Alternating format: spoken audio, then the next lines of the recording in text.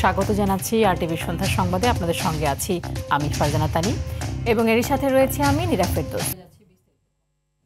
দেশ এখন স্থিতিশীল, নির্বাচন আয়োজনের জন্য দেশ প্রস্তুত বলে জানিয়েছেন অন্তর্বর্তী সরকারের প্রধান উপদেষ্টা ডক্টর মোহাম্মদ ইউনূস। তিনি বলেন, ফেব্রুয়ারির প্রথমার্ধে নির্বাচনের দিনক্ষণ ঠিক করা হয়েছে। এছাড়া রোহিঙ্গাদের ব্যাপারে স্থায়ী সমাধান ও প্রত্যাবাসনে বৈশ্বিক উদ্যোগের আহ্বান জানিয়ে সমস্যা সমাধানে ৭ দফা প্রস্তাবনা ঘোষণা করেন ডক্টর ইউনূস। আরও জানাচ্ছেন বিপুল দেবরায়। রোহিঙ্গা সংকটের টেকসই সমাধানে আন্তর্জাতিক সহযোগিতা জোরদার করার লক্ষ্যে রবিবার থেকে কক্সবাজারে 3 দিনের এই সম্মেলনের আয়োজন করা হয়। সম্মেলনের দ্বিতীয় দিন প্রধান উপদেষ্টা ডক্টর মোহাম্মদ ইউনূস সহ যোগ দেন রোহিঙ্গা সংকট সমাধানে অংশীজন সদস্যরা। প্রধান উপদেষ্টা বলেন, রাজনৈতিক ইতিহাসে আরেকটি রূপান্তরের জন্য প্রস্তুত বাংলাদেশ। নির্বাচন আয়োজন করার মতো দেশ যথেষ্ট প্রস্তুত এবং স্থিতিশীল অবস্থায় এসেছে। দেশ এখন স্থিতিশীল, নির্বাচন আয়োজনের জন্য অন্তর্বর্তী সরকার প্রস্তুত। ফেব্রুয়ারির প্রথমার্ধে নির্বাচনের দিনক্ষণ ঠিক করা হয়েছে। রাজনৈতিক ইতিহাসে আরেকটি রূপান্তরের জন্য প্রস্তুত বাংলাদেশ। রোহিঙ্গাদের জাতিগত নির্মূলের ভয়াবহ পরিকল্পনা বাস্তবায়ন থেকে সশস্ত্র ঘাতকদের থামানো নৈতিক দায়িত্ব জানিয়ে প্রধান উপদেষ্টা আরও বলেন, মিয়ানমার সরকার ও আরাকান আর্মিকে নিশ্চিত করতে হবে যাতে আর কোনো রোহিঙ্গা বাংলাদেশে প্রবেশ না করে। Bangladesh opens its border to the Rohingya in a humanitarian gesture to save their lives despite resource and capacity constraints. মানবিক দিক বিবেচনা করে রোহিঙ্গাদের আশ্রয় দিয়েছিল বাংলাদেশ। আমি আন্তর্জাতিক সম্প্রদায়ের প্রতি আহ্বান জানাচ্ছি রোহিঙ্গাদের শান্তিপূর্ণ প্রত্যাবর্তন নিশ্চিত করার জন্য। সম্মেলনে প্রধান উপদেষ্টা কক্সবাজারের রোহিঙ্গা সংলাপে প্রত্যাবাসন নিয়ে ৭ দফা প্রস্তাব করেন। এই সময় তিনি রোহিঙ্গাদের নিজ দেশে ফেরাতে বৈশ্বিক উদ্যোগের আহ্বান জানান।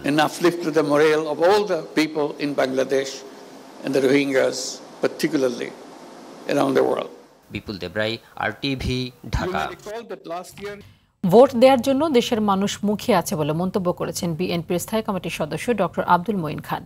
ফেব্রুয়ারি নির্বাচনের মাধ্যমে জনগণের ১৭ বছরের অপেক্ষার অবসান হবে বলেও জানান তিনি। স্থায়ী কমিটির আরেক সদস্য ডক্টর AZM জাহিদ হোসেন বলেছেন, নির্বাচনের পর গণতান্ত্রিক সরকার প্রতিষ্ঠার মধ্য দিয়ে দেশে জবাবদিহিতা নিশ্চিত হবে। আলাদা অনুষ্ঠানে তারা এসব কথা বলেন। আরও জানাচ্ছেন রুদ্র রফিক। রাজধানীর সিড্রাপ মিলনায়তনে শিক্ষা ও স্বাস্থ্য খাতে গণতান্ত্রিক পুনর্গঠনের জন্য সংলাপের আয়োজন করে বেসরকারি সংস্থা centre for governance strategy CGS। সংলাপে অংশ নিয়ে ডক্টর AZM জাহিদ হোসেন বলেন, সুষ্ঠু ব্যবস্থাপনা ও সুশাসন প্রতিষ্ঠিত হলে ঘুরে দাঁড়াবে বাংলাদেশ।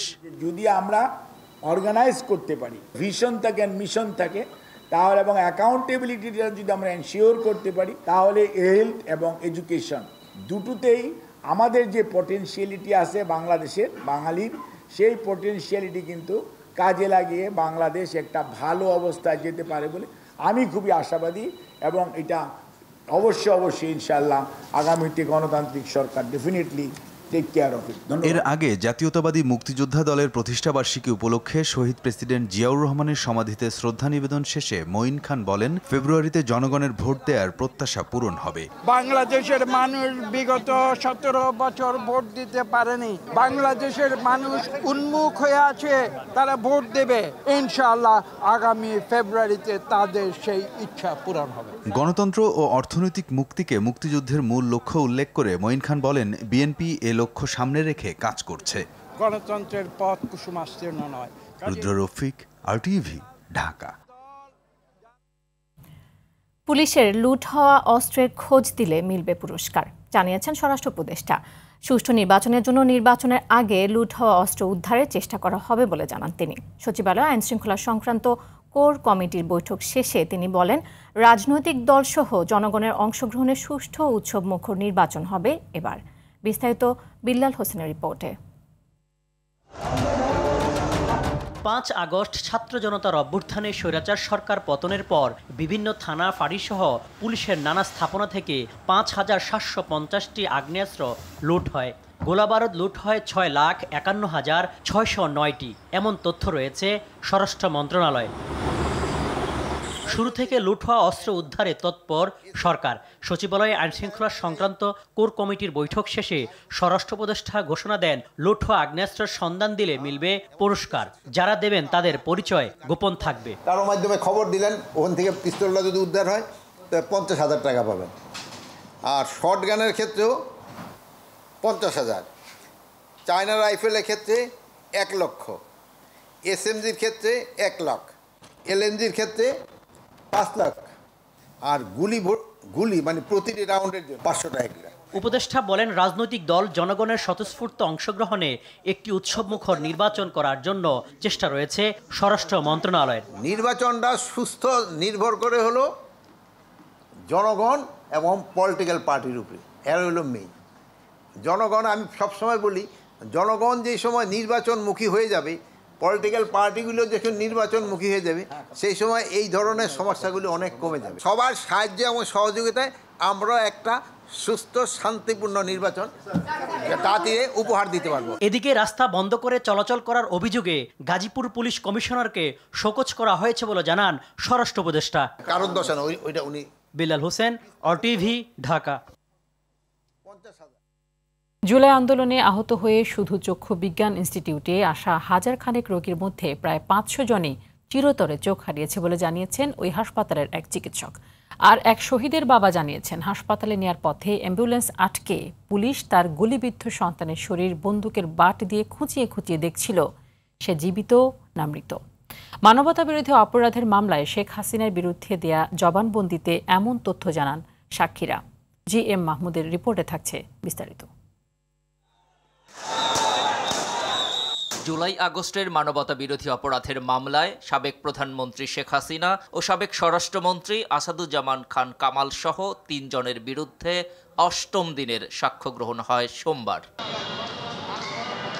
আন্তর্জাতিক অপরাধ ট্রাইব্যুনাল 1-এ বিচারপতি গোলাম মর্তুজা মজুমদারের নেতৃত্বাধীন 3 সদস্যের বিচারিক প্যানেলে এদিন চক্ষু বিজ্ঞান ইনস্টিটিউটের 2 জন চিকিৎসক, একজন শহীদের বাবা, একজন শহীদের মা এবং একজন জুলাই যোদ্ধা সাক্ষ্য দেন, যেখানে উঠে আসে নানা চাঞ্চল্যকর তথ্য। চোখ হারা আহত ব্যক্তিরা ছিল যারা অধিকাংশই পিলেট এবং বুলেট বিদ্ধ ছিল, তাদের যে চেহারার বিভৎসতা তার বর্ণনা দিয়েছেন। ওনারা যে পরিসংখ্যানটা দিয়েছেন তাতে দেখা যায় 17 জুলাই থেকে 5 আগস্ট পর্যন্ত যে প্রেজেন্টেশনটা দিয়েছেন তাতে দেখা যায় 1000-এরও বেশি গুলিবিদ্ধ ব্যক্তি চক্ষু চিকিৎসার জন্য তাদের কাছে উপস্থিত হয়েছেন। এছাড়া রামপুরা এলাকায় জুলাই আন্দোলনে সংঘটিত মানবতা বিরোধী অপরাধে 5 পুলিশ সদস্যের বিরুদ্ধে করা মামলায় সাবেক ডিএমপি কমিশনার হাবিবুর রহমান সহ পলাতক 4 আসামিকে হাজির হতে পত্রিকায় বিজ্ঞপ্তি প্রকাশের নির্দেশ দেয় ট্রাইব্যুনাল। 5 জন আসামির মধ্যে 1 জন আটক আছে, বাকি 4 জনকে পাওয়া যায়নি। ওসি রামপুরা সহ এনিয়ার আসছে, তাদের পলাতক হিসাবে গণ্য করে পত্রিকা বিজ্ঞপ্তি দেওয়া হয়েছে। পরবর্তী সোমবার দিন ধার্য হয়েছে। এর আগে সকালে শেখ হাসিনার মামলায় একমাত্র গ্রেপ্তার আসামি বর্তমানে রাজসাক্ষী সাবেক আইজিপি চৌধুরী আবদুল্লাহ আল মামুনকে এবং রামপুরার মামলায় গ্রেপ্তার ASI চঞ্চল চন্দ্র সরকারকে ট্রাইব্যুনালে আনা হয়। GM Mahmud, RTV, Dhaka. ঢাকা বিশ্ববিদ্যালয়ের ছাত্র সংসদ ডাকসু নির্বাচনে 21 জন প্রার্থী মনোনয়ন প্রত্যাহার করে নিয়েছেন। বিকেলে এ তথ্য জানিয়েছেন প্রধান রিটার্নিং কর্মকর্তা অধ্যাপক ডক্টর মোহাম্মদ জসিমউদ্দিন। তিনি বলেন, এখন পর্যন্ত বড় ধরনের কোনো আচরণবিধি লঙ্ঘনের অভিযোগ দেয়নি প্রার্থীরা। তবে বিভিন্ন প্যানেলের প্রার্থীরা পাল্টাপাল্টি আচরণবিধি লঙ্ঘনের অভিযোগ তুলে তা নিয়ে কোনো ব্যবস্থা নেওয়া হয়নি বলে জানান। নাজমুল হুদার রিপোর্টে থাকছে এরই বিস্তারিত। ঢাকা বিশ্ববিদ্যালয় ছাত্র সংসদ ঘিরে নির্বাচনী উত্তাপ এখন তুঙ্গে। আজ ভোটারদের সঙ্গে কুশল বিনিময় করেছেন প্রার্থীরা। এদিনই শেষ হয়েছে প্রার্থিতা প্রত্যাহারের সময়সীমা। অন্যান্য যারা অপর পর্যায়ের প্রার্থী হিসেবে মনোনয়নপত্র গ্রহণ করেছিলেন তাদেরকে আজকে নির্দেশনা দেওয়া হয়েছে আজকের মধ্যে তাদের প্রার্থিতা প্রত্যাহার করে নেওয়ার জন্য। সেই দলীয় সিদ্ধান্তে আনুগত্য প্রকাশ করে আমি আমার বিপদে প্রার্থিতা প্রত্যাহার করে নেওয়ার জন্য আমি আজকে এখানে উপস্থিত হয়েছি। এইবার সর্বোচ্চ সংখ্যক প্রার্থী অংশগ্রহণ করেছে। আমার মনে হয় এটা খুবই ভালো। উৎসবের পরিবেশ আছে বলেই সবাই অংশগ্রহণে এত বেশি আগ্রহী হচ্ছে। কিন্তু অনেক প্যানেলই অনেক প্রার্থী নির্বাচনী আচরণবিধি লঙ্ঘন করছে। মঙ্গলবার চূড়ান্ত প্রার্থী তালিকা প্রকাশ করবে নির্বাচন কমিশন। এদিনই আনুষ্ঠানিকভাবে নির্বাচনী প্রচারণা চালাতে পারবেন প্রার্থীরা। এদিকে নির্বাচনে লেভেল প্লেইং ফিল্ড না থাকারও অভিযোগ করেছেন বিভিন্ন প্যানেলের প্রার্থীরা। আমাদের যারা প্রতিপক্ষ আছে, আমাদের যারা বন্ধুপ্রতিম আছে, তারা ক্রমাগত সাইবার বুলিং করছে, ক্রমাগত মিথ্যা প্রপাগান্ডা করছে, ক্রমাগত সে আগের মতো করে বিষাদগার করছে। আমরা আশঙ্কা করছি বিভিন্ন গুপ্ত সংগঠনের সদস্যবৃন্দ আমাদেরকে নিয়ে মত করার সম্ভাবনা আছে। এজন্য নির্বাচন কমিশনকে বলছি, অতি দ্রুত কোন কোন প্রক্রিয়ার মধ্য দিয়ে হলগুলোতে আমরা নির্বাচনী প্রচারণা কার্যক্রম চালাবো সেটা আপনারা প্রকাশ করেন। ছাত্রদলের ভিপি ক্যান্ডিডেট উনি রিডিং রুমে গিয়ে প্রচারণা চালাচ্ছেন। এখন বিষয়টা অনেক ক্ষেত্রে এরকম দেখা যাচ্ছে যে আগে যেরকম যে আইন সবার জন্য সমান, কিন্তু কারো কারোর জন্য একটা বিশেষ প্রাধান্য। এখনও একই অবস্থা দেখা যাচ্ছে যে আপনার হচ্ছে কোথাও কোথাও গিয়ে হাতটা থেমে যাচ্ছে, সেখানে আর হাত নড়াচড়া করতে পারতেছে না। নির্বাচন ঘিরে কোনো ধরনের বৈষম্য দেখা দিলে বিধি মোতাবেক ব্যবস্থা নেওয়ার কথা জানান প্রধান রিটার্নিং কর্মকর্তা। মেজর কোনো ভায়োলেশন হয়নি। বাই দিস টাইম আমরা রঙিন বিলবোর্ডগুলো সরানোর ব্যবস্থা করেছি যাতে মেজর ভায়োলেশন না হয়, সেটা ঠিক রাখার জন্য আমরা চিফ রিটার্নিং অফিসার এবং ওনার টিম সর্বদা কাজ করতেছে। নির্বাচনে প্রথম বর্ষের শিক্ষার্থীরা পেইন স্লিপ দিয়ে ভোট দিতে পারবেন, আর অন্য বর্ষের শিক্ষার্থীরা বিশ্ববিদ্যালয় কার্ড, হল কার্ড বা লাইব্রেরি কার্ড দেখিয়ে ভোট দিতে পারবেন বলে জানান রিটার্নিং কর্মকর্তা। নাজমুল হুদা, RTV, ঢাকা। এদিকে যাচাই বাছাই শেষে জাহাঙ্গীরনগর বিশ্ববিদ্যালয় কেন্দ্রীয় শিক্ষার্থী সংসদ জাকসু নির্বাচনের জন্য 256 প্রার্থীকে বৈধ ঘোষণা করেছে নির্বাচন কমিশন। যাচাই বাছাইতে বাদ পড়েছেন 20 প্রার্থী। কেন্দ্রীয় সংসদে নির্বাচনের 25টি পদের বিপরীতে লড়বেন এই প্রার্থীরা। তবে এখনও হল সংসদ নির্বাচনের বৈধ প্রার্থীর তালিকা ঘোষণা করা হয়নি। দীর্ঘ 33 বছর পর 11 সেপ্টেম্বর অনুষ্ঠিত হতে যাচ্ছে জাকসু ও হল সংসদ নির্বাচন। 11,919 জন ভোটারের মধ্যে অর্ধেক ছাত্রী ভোটার হলেও নির্বাচনে তাদের অংশগ্রহণ 25%-এরও কম বলে জানিয়েছে নির্বাচন কমিশন। আমরা জাকসু নির্বাচনের জন্য যে 276টি মনোনয়নপত্র আমরা পেয়েছিলাম, তার মধ্য থেকে আমরা 20টি মনোনয়নপত্র বাতিল হয়েছে, অর্থাৎ 256টি মনোনয়নপত্রকে আমরা বৈধ বলে আজকে এই মুহূর্তে আপনাদের মাধ্যমে ঘোষণা করছি। আগামী জাতীয় নির্বাচনে কালো টাকার ব্যবহার বন্ধে এনফোর্সমেন্ট টিম সহ বিশেষ পরিকল্পনা রয়েছে দুদকের। এমন তথ্য জানিয়ে সংস্থাটির চেয়ারম্যান বলেন, ভোট ক্রয় বন্ধে আর্থিক প্রতিষ্ঠান সহ বিভিন্ন উৎসে নজরদারি করা হবে। এমন প্রেক্ষাপটে দুদক চেয়ারম্যান বলেন, নির্বাচন ঘিরে কালো টাকা ছড়াছড়ি বেড়ে যায়। ভোট ক্রয় করতে ভোটার ও প্রার্থীদের উভয় পক্ষের মধ্যে প্রবণতা থাকে, যা বন্ধ করতে কাজ করবে দুদক। এ সময় হলফনামায় মিথ্যা তথ্য দিলে ব্যবস্থা নেওয়ার কথাও জানান চেয়ারম্যান আব্দুল মোমেন। এদিকে শেয়ার বাজার থেকে শত কোটি টাকা আত্মসাতের অভিযোগে মাল্টি সিকিউরিটিজ লিমিটেডের সিইও হাসান তাহের ইমামকে আগামী 28 আগস্ট ফের তলব করে চিঠি দিয়েছে দুদক। যদি নির্বাচন হয় না, নির্বাচন হবে। নির্বাচন হলে টাকা পয়সার খরচটা একটু বেড়ে যায় বিভিন্ন কারণে। নির্বাচনী প্রচারণা, আমাদের দেশে ভোটার ক্রয় করারও একটা প্রবণতা আছে।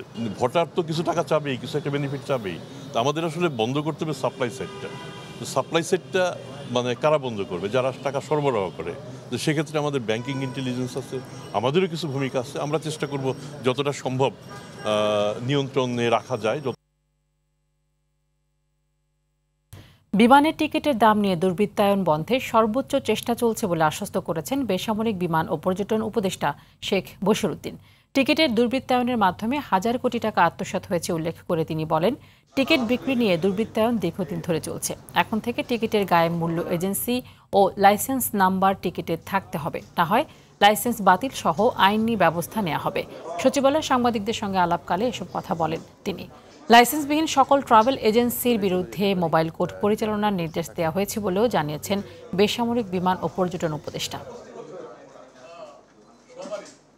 এই সমস্যাটার এই নৈরাজ্য বা এই দুর্বৃত্তায়নটা একদিনে হয়নি, এটা গত বহু বছর যাবতের একটা সম্মিলিত ফল। কিছু সাধু দুষ্টু মানুষ এটার সাথে সংশ্লিষ্ট, যারা এই নৈরাজ্য করার ভিতরে হাজার হাজার কোটি টাকা দেশ থেকে পাচার করেছে এবং এই দরিদ্র জনগোষ্ঠীকে একটা নিদারুণ কষ্ট দিয়েছে। আমরা এটাকে থামাতে চাই এবং আমরা অঙ্গীকারবদ্ধ চট্টগ্রাম আদালত এলাকায় আইনজীবী সাইফুল ইসলাম আলিফ হত্যা মামলায় চিন্ময় কৃষ্ণ দাস ব্রহ্মচারী সহ ৩৯ জনের বিরুদ্ধে পুলিশের দাখিল করা অভিযোগপত্র গ্রহণ করেছেন আদালত। দুপুরে Chittagong metropolitan magistrate SM Alauddin অভিযোগপত্র গ্রহণের আদেশ দেন। গত বছরের ২৬ নভেম্বর রাষ্ট্রদ্রোহ মামলায় গ্রেফতার চিন্ময় কৃষ্ণ দাস ব্রহ্মচারীর জামিন নামঞ্জুর করে চট্টগ্রাম আদালত। পরে কারাগারে পাঠানোর জন্য প্রিজন ভ্যানে তোলার সময় তার অনুসারীরা বিক্ষোভ করে। এ সময় আইনজীবী সাইফুলকে পিটিয়ে ও কুপিয়ে হত্যা করা হয়। এই ঘটনায় নিহতের বাবা জামাল উদ্দিন বাদী হয়ে ৩১ জনের নাম উল্লেখ করে কোতোয়ালি থানায় হত্যা মামলা করেন।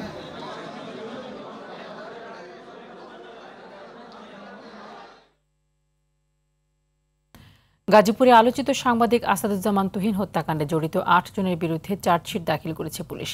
দুপুরে গাজীপুর পুলিশের উপকমিশনার রবিউল হাসান সংবাদ সম্মেলন করে এই তথ্য জানান। তিনি বলেন, গত ৭ আগস্ট রাতে চান্দনা চৌরাস্তায় সাংবাদিক আসাদুজ্জামান তুহিনকে হত্যা করা হয়। এই ঘটনায় সিসিটিভি ফুটেজ বিশ্লেষণ ও বিভিন্নভাবে তথ্য প্রযুক্তি সহায়তায় জড়িত ৮ জনকে গ্রেফতার করা হয়। ঘটনার সঙ্গে কেটু মিজান, তার স্ত্রী গোলাপি সহ ৮ জনের সম্পৃক্ততা নিশ্চিত হয়ে তাদের বিরুদ্ধে চূড়ান্ত প্রতিবেদন আদালতে দাখিল করা হয়েছে। দ্রুত সময়ে চার্জশিট দাখিলে সন্তোষ প্রকাশ করে নিহতের স্বজনরা তুহিনের ব্যবহৃত মোবাইলটি উদ্ধারের দাবি জানান।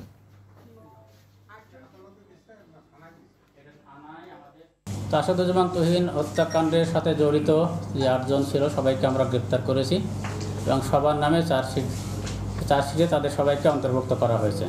বিভিন্ন সিসিটিভি ফুটেজ দেখে সেটা নিশ্চিত হয়েছে এবং যে অভিযুক্তরা গ্রেপ্তার হয়েছে তাদের জিজ্ঞাসাবাদেও আমরা সেই বিষয়ে নিশ্চিত হয়েছি। আমার স্বামীকে যে কারণে খুন করা হয়েছে, যে একটা মোবাইল ভিডিও ফুটেজ ধারণ করার কারণে, আমি চাই যে আপনারা দ্রুত সেই মোবাইলটা উদ্ধার করার ব্যবস্থা করুন।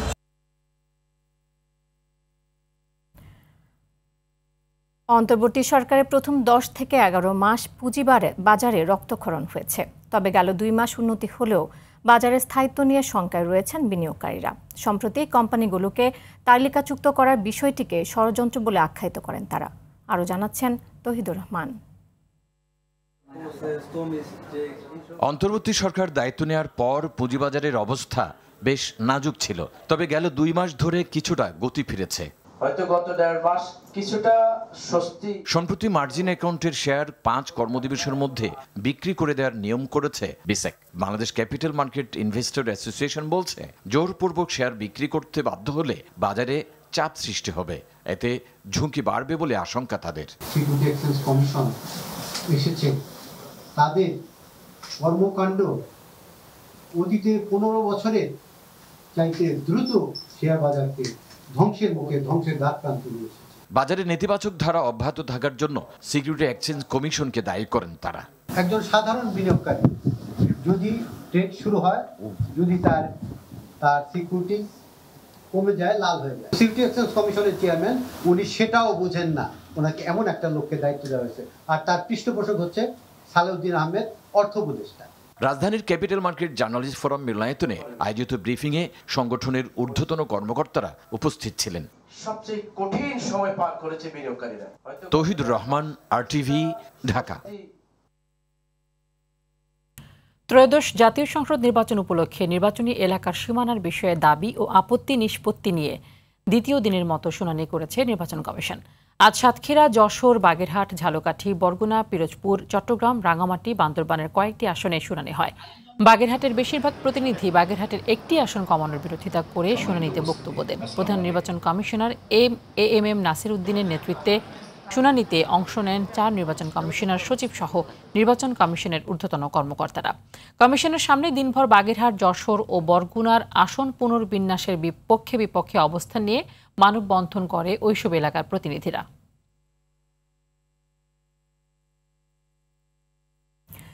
জীবননাশের শঙ্কায় আছেন বিএনপি চেয়ারপারসনের উপদেষ্টা সাবেক MP ফজলুর রহমান।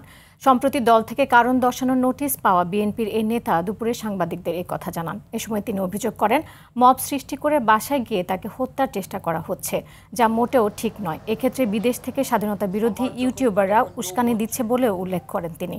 তবে তার কোনো কথায় কেউ আঘাত পেলে তার বিরুদ্ধে আইনানুগ ব্যবস্থা নেওয়ার আহ্বান জানান ফজলুর রহমান। জনদাবির আলোকে দ্রুততম সময়ে জুলাই সনদ বাস্তবায়ন ও PR পদ্ধতিতে নির্বাচনের ঘোষণা দিয়ে জনমনে স্বস্তি ফিরিয়ে আনার আহ্বান জানালেন জামায়াতে ইসলামীর ঢাকা মহানগরী দক্ষিণের আমির সেলিম উদ্দিন। অন্যথায় নির্বাচন কমিশন ঘেরাও করার হুঁশিয়ারি দেন তিনি। জুলাই সনদ বাস্তবায়ন, পিআর পদ্ধতিতে নির্বাচন ও লেভেল প্লেয়িং ফিল্ড নিশ্চিত করার দাবিতে বিকেলে আয়োজিত মিছিল পরবর্তী পথসভায় তিনি এমনটা বলেন। রামপুরা কাঁচা বাজার থেকে মিছিলটি শুরু হয়ে মৌচাক গিয়ে শেষ হয়।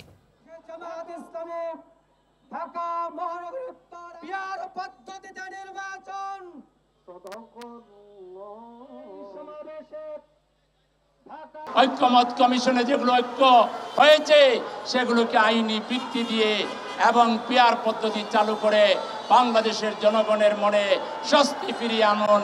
এই ব্যাপারে আপনাদেরকে আমরা হুঁশিয়ার করছি। আমরা বারবার রাস্তায় নামবো এটা মনে করার কারণ নাই। প্রয়োজনে আমরা নির্বাচন কমিশন ঘেরাও করব, প্রয়োজনে আমাদের পক্ষ থেকে আরো বৃহত্তর আন্দোলন গড়ে তুলব। দর্শক, সন্ধ্যার সংবাদ এ পর্যন্ত। রাতের সংবাদ 11:15 দেখার আমন্ত্রণ রইল। ধন্যবাদ সবাইকে। ধন্যবাদ সবাইকে।